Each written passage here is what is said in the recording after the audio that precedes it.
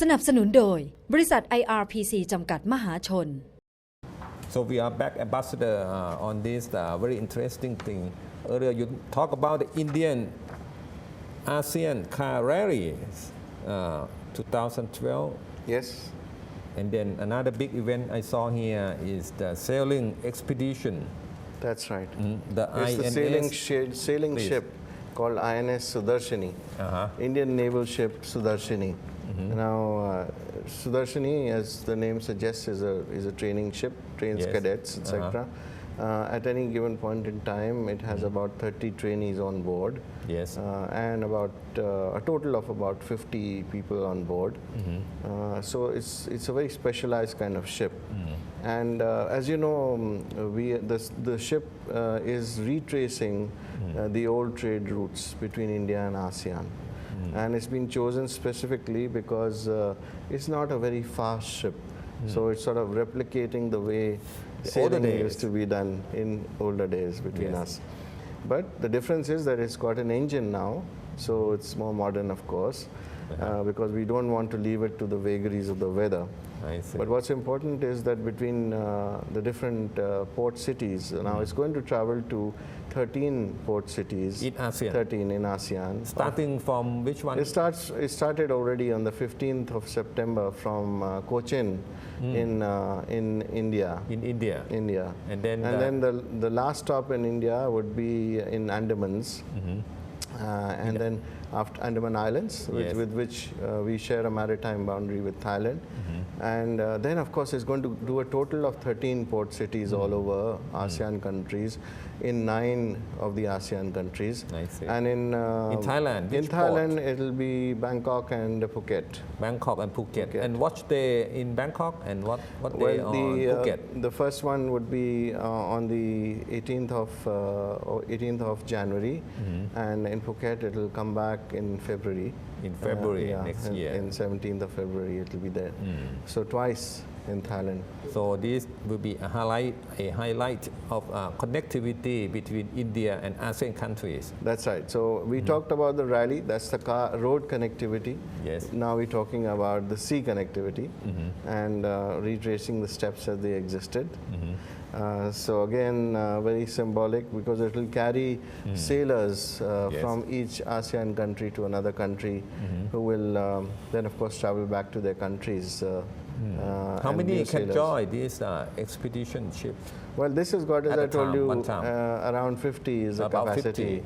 I see. So when it comes to each country, then the personnel and the cadets will be changed from see. country to country. But all of them eventually, from all the 9 ASEAN countries, would actually have been on board, so that they experience the training of what it is to be offered on the ship. I see. What about other cultural events that your government is planning to boost a relationship with ASEAN? We are doing, as I said, a number of marker cultural events. Yes. So wherever the rally is stopping or wherever the ship is stopping, we have cultural events like dance troupes, like artist exhibitions, like food festivals. But right now, for example, in the month of November, as far as Bangkok is concerned, we are also having a very important Indian Writers in English conference. Indian writers in English are world famous. They've written some excellent books which have won a number of prizes. Yes. And we are doing this seminar at Chulalongkorn University. And this is going to be held from the 21st to the 23rd of November.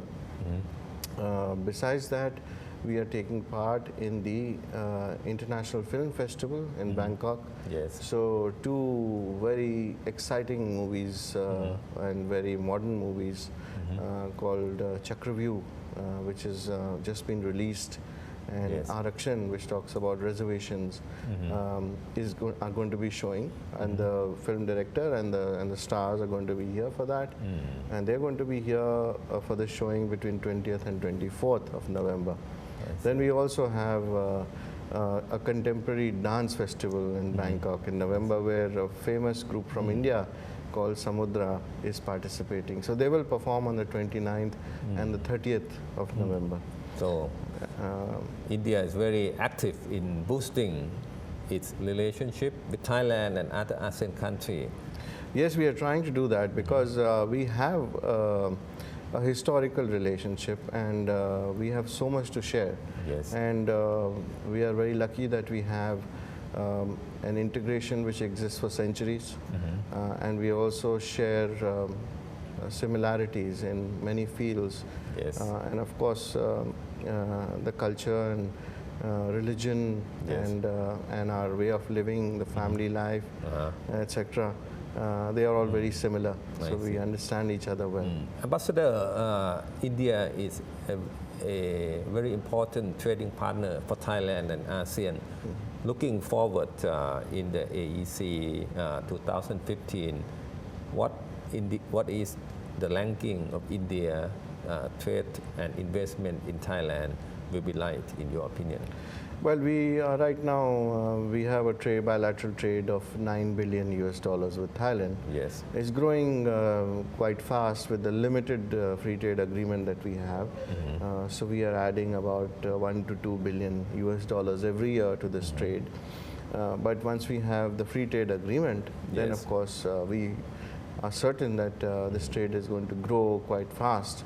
And not only that, once AEC is in place, Yes. Indian companies would very much like to place themselves in Thailand for taking advantage of the integration that Yes. is going to happen with ASEAN. So we expect more investments. We expect more Indian companies to open Yes. their offices, and also more companies specializing in services to come into Thailand. Yes. So I'm very optimistic, and I feel that we have a bright future. You also look forward to Thai companies invest in India once the three-nation highway from Thailand, Myanmar, and India is operational. Yes, and I think over the last 2 years, we've already seen a trend of more and more Thai companies entering India in diverse fields. It's you take it, name it, from construction to food processing to Automobiles part in the future? automobile parts in the future, and I think hardware, computer hardware, electronics, Electronics. is a very promising area. You know, India has just announced a new manufacturing policy. Yes. And under that policy, we are going to set up 7 major hubs for important manufacturing units, especially in the electronics field. The demand for electronics in India by 2020 is expected to increase many-fold. And therefore, it's an excellent field for Thai manufacturers to enter, Thai investors to enter. It's a ready-made market.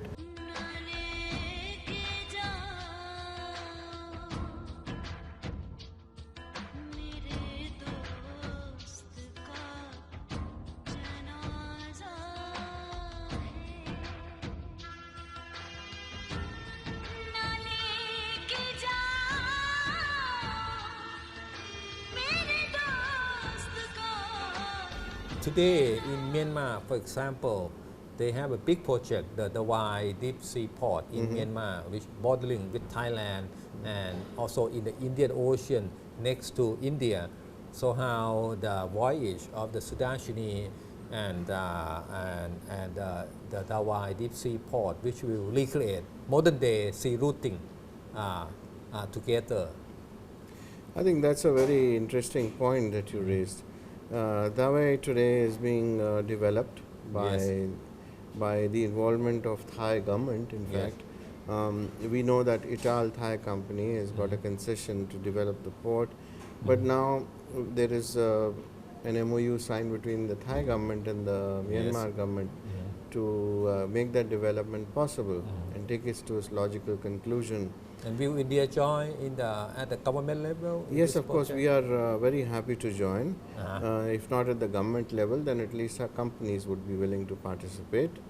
You know that in Myanmar, India is cooperating with Thailand Yes. also to build a trilateral highway, which we Yes. talked about earlier. Yes. And when this trilateral highway is ready, it will be very important to connect the trilateral highway with a number of seaports, Yes. especially on the eastern seaboard of Myanmar, because then we can get a natural outlet for goods into the Indian Ocean, into the Bay of Bengal, and then into the Indian Ocean.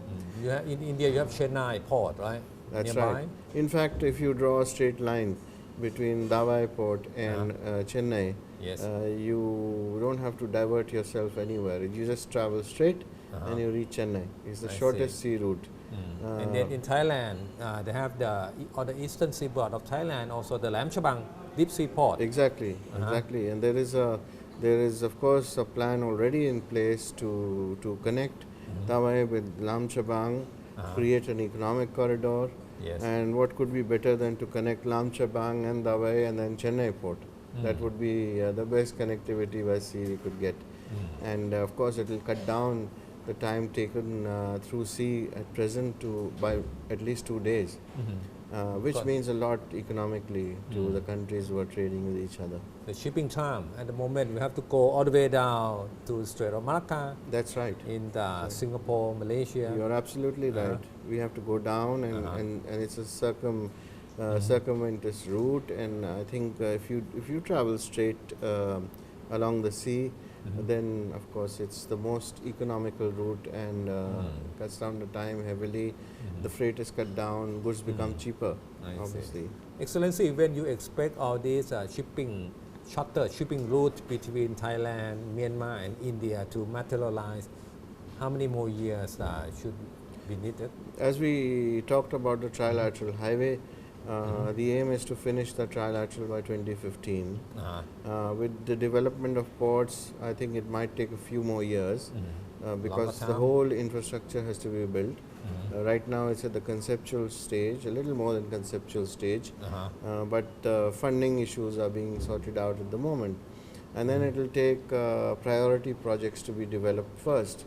And after that will come the next step, which is to build suitable jetties for the exports of various goods from the seaports. So we are looking at least 5 to 6 years before we can look at actual trading taking place on these ports. But it's important that we have looked at every aspect of this important infrastructure which will be in place. Yes. And it's very exciting thought to believe that by 2015 we can actually drive from Thailand to India via Myanmar, that we can also connect up with India through the shortest sea route from Thailand and from a major port in Thailand via a major port in Myanmar into a major port in India. That's the importance of this project. See, in this ASEAN Economic Community, we already have dialogue. I mean, partners, China, Japan, Korea, and then India. So, what do you think the relationship between ASEAN with all the major powers like China and India will develop after? Well, sir, we have a win-win situation because together between ASEAN, India, China, and of course if you include Japan and Korea, which you just talked about, we have a large population of the world together. We are also going to be a very important region in terms of economic activity. Yes. Because of the fact that the resources, manpower, manufacturing capabilities, etc. are all here in this part of the world. Do you mean the cheaper labor in India will be an advantage in this? Yes, of course, and I think it's not just India. I think it's the whole region, which is in which youth is available, younger workforce is available, innovative ideas are available, and now we are also on a path to developing our infrastructure, manufacturing capabilities. You know that we were always strong in services side. Yeah. So altogether, these capabilities and the talent and the resources that we have are important so that our people can develop economically and prosper. That is the most important issue. Can you talk about the liberalization of the Indian economy over the past few years? How so far how things are going on? Yes, we've taken some very important steps in the recent past. For example, opening up the economy from many sectors. Yes. And the most important of these is the FDI in retail. Then, of course, there is a decision on the anvil which will have to go through Parliament also of opening up the insurance sector, for instance. Those are the two latest steps. But what is also important in India is that we have now got a new manufacturing policy. Yes. And the manufacturing policy looks at the areas which are going to be most in demand in 2020. Such as electronics. Yes. Now, electronics is the heart of all modern innovation in many economies today. Telecommunications also is the hub. These two combined are our priority areas. And of course, from about 3 to 4 years back, we had already outlined how important it is to develop our infrastructure, Yes. Refrigeration, transportation, food processing industry, because Yes. you know that about 35% of what we produce actually cannot be transported easily from one place in the country to another. I see. And so we need refrigeration, and for refrigeration we need Storage. more power capacity. The cold storage. Yeah, so these are the priority areas. And then eventually we need to also deepen our ports, increase our port capacity so that we can export more. And that way the manufacturers can get what they want Yes. eventually, so that they have an incentive to keep producing more. So this is a whole package which we have to develop and lift the people out of poverty into the middle class and eventually a prosperous nation. I see. So thank you, Excellency, for joining our program. Thank you so much.